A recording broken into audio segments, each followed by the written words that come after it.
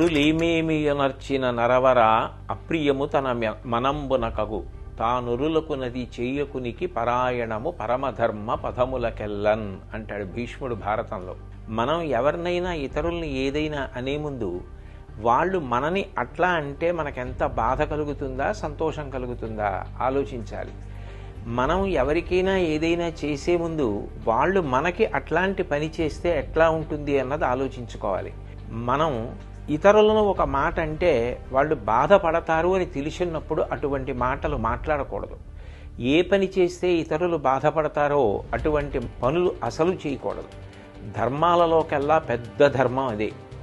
కాబట్టి సంయమనం అన్నది పాటించాలి. 84 లక్షల జీవరాశులలో వాక్కు ఉన్నది మనుష్యుడికొక్కడే. ఆ మనుష్యుడు తన వాక్కుని 10 మంది శాంతి కోసం సంతోషం కోసం వాడాలి తప్ప ఇతరుల మనసులు గాయపడడానికి మాటని వాడకూడదు.